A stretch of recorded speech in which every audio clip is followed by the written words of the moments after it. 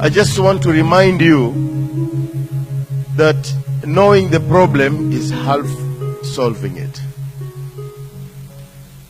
Ikiwa sisi tumetambua kwamba matatizo yetu ama challenges zetu katika sehemu hii ya pwani ni mambo gani, basi in my opinion the glass is half full and not half empty. If this government, if this country has a vision 2030, by 2030 Kenya would like to grow at the rate of 10% per annum in a sustainable manner. Socially, economically, we would like to be somewhere by 2030. Where would we want to be in the coastal region by that time? People have been talking about the coastal people and upcountry people. And by the end of the day, it has resulted into so many things which are not good. Again, 1992, 1997, and of course you're all familiar that we have the MRC issue as well that is with us. We need to pause and ask ourselves, are we the only ones who have got this challenge? Yes, you can meet here. Yes, you can say you are united. But the perception of normality outside there is the coastal leaders are not united. Prove people wrong. Today in nation, you suspect each other. You mistrust each other. We need to prove people wrong. But that, as I said, is really, by the way, the issue is unification. And you have gathered here because you want to unite. Let me use the word, you want to strengthen your unity. I don't believe that you're not united. But you want to strengthen your unity. What is the foundation? What is the basis of your unity? And you can argue and say, we want to unite. We want to see that we have one formidable force, and then we want to negotiate with somebody else so that we can get maximum from political goodwills. Is that the purpose of unity? You want to unite because you believe you can be able to tackle issues of the coast together and not separately. You want to unite because your challenges are more or less the same in one county and another. You want to unite because you feel you want to complement in what you're doing. If we can be able to come out of this place saying, okay, let's leave our differences for the purpose of this region, I think we are going to make big steps. For what purpose do you need that party? What purpose? Is it going to be a coastal party? Have you had a party in the past? How have you performed with those coastal parties in the past? What have we learned from that? And I think today you are resolving that you didn't meet here to come and form a party. Because you have seen, you even have parties now. Why are you not jumping in those parties? Are we coastal leaders or are we national leaders? We can be in CORD, we can be in Jubilee, and we can position ourselves and be the leaders of those parties. Is there any way that you are being sort of objected or you are being obstacled from doing that? The late Ngala and the late Nasir and nobody else in the past have been able to try and bring the coastal political leaders together and have one voice. Surely you are very educated people. You are very respectable people. What is stopping you from agreeing that you can have a leader who will lead other leaders? It doesn't mean when you have one person, the rest are not leaders. You need to look at development agenda. Yes, you're a political leader, but ultimately, what are you trying to do with the politics? Is it politics for the sake of politics? Or is politics that is going to result into something else? Is going to bring food on the table? We cannot just be meeting here and say everybody is concerned about the coastal leaders meeting, and when they meet, they agree, and then they go out and break on the agreement they have agreed on that particular day. You must implement. Just imagine 620 kilometers of the coastline. Just imagine over 350 nautical miles in the Indian Ocean. These are the resources. Just imagine your port. Imagine your minerals. Imagine the lapsed. And you think people are going to sleep when you unite? When you come together? Of course they are concerned. And believe me, now that you have met, your disunity is going to be even more. Why? Because, wameamka hawa. How do we go about disunite them again? The issue of stability, the issue of security do not know borders. So if you do not unite, if you do not work together, you're going to struggle, you're going to fight this menace, and you'll not be able to handle that issue alone. People are talking about some of the political leaders at the coast, ni vibaraka vya watu wengine. This is what they say. This is what they say. I mean, for me, I feel so bad. Believe me, whether you like it or not, there will be among you, either in this room or outside, that they are going to struggle for this unification not to happen. But can we identify the agents of change here? Can we identify the ambassadors among you and say, we shall fight? And let history judge us. That we met, we discussed, we had other forces, but we bet them. We have been unified. You will not believe, but sometimes a political leader will also want to be seen that he or her is up there alone. And when you go to your masters and say, Master, Master, I'm trying, but these other people don't want to come in your direction. But I'll continue to try. But mimi niko na wewe kabisa. Tribalism, whether we like it or not.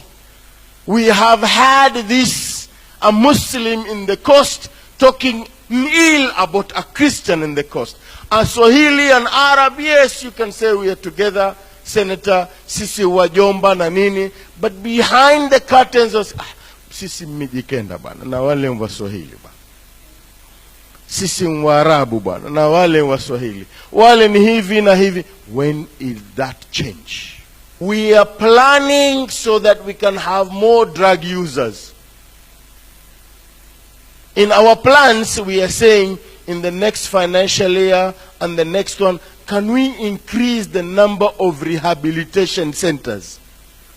If you can see that, that means you are anticipating to get more problems rather than looking for the solution to the problems we have.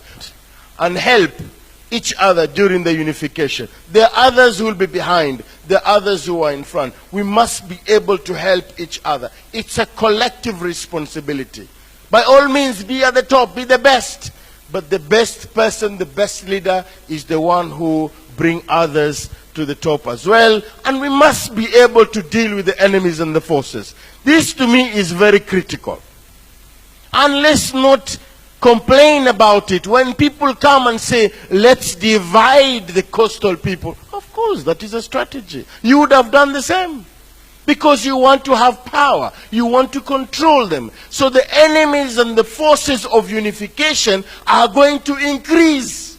So stop agonizing about them. Just to know they are there and they will not stop until you guys have that weakness. Sometimes you're enemy to ourselves. You leak the information. After this meeting, you'll be making calls. Ilikuwaje kule? Nakwenda tu mimi bwana.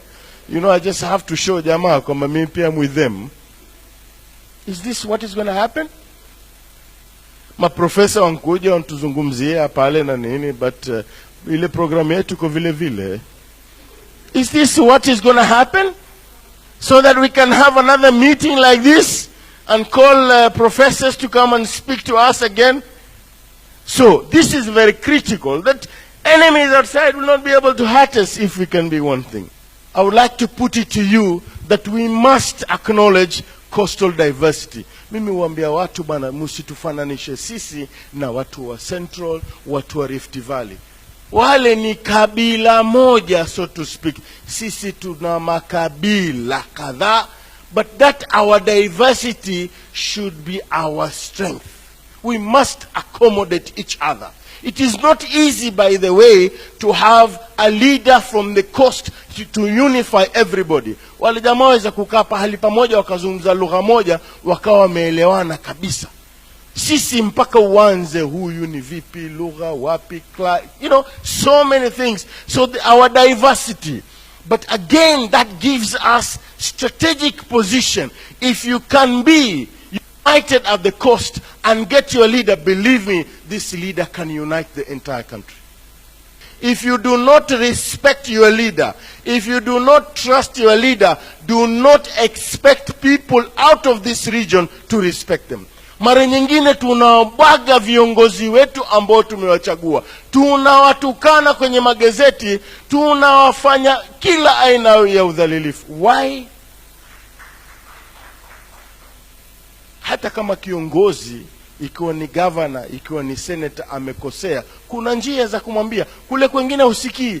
Hapa kwetu sisi kuambiwa tu, kuna na matusi.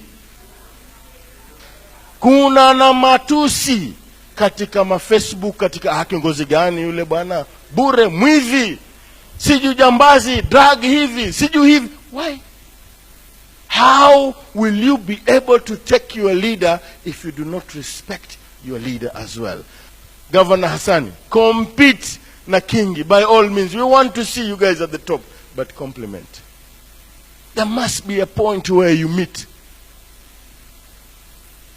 There must be a point. You compete. We want to see which is the best. In fact, I was telling my colleagues, labda tutakuwa na ile ranking sisi wenyewe as professional. Which county is doing uadilifu? Which county is doing development issues? You compete. We rank you as the best, yes.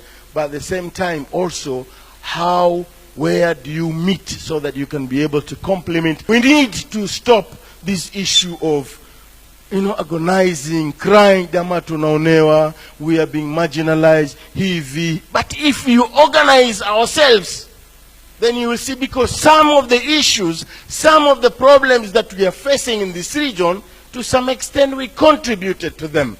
And we must be able to tackle. You don't concentrate on risks, you concentrate on results. And above all, we must implement. And this meeting, therefore, should be able to come up with strategies on how we can be able to speak in one voice and remove the challenges of political opinion and remove the challenges of Cold War amongst our leaders, so that we can face the issue of land as a unified leadership.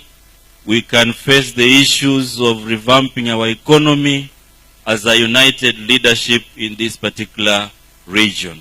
We are not here to form a political party. We are not here to form another political party. And this is a message that should go to all Kenyans of goodwill and those who love the people of this region. What we have also observed is that although we have different party affiliations, the purpose to serve our people is beyond parties. And therefore, as we sit here, we have no intention whatsoever to form a political party.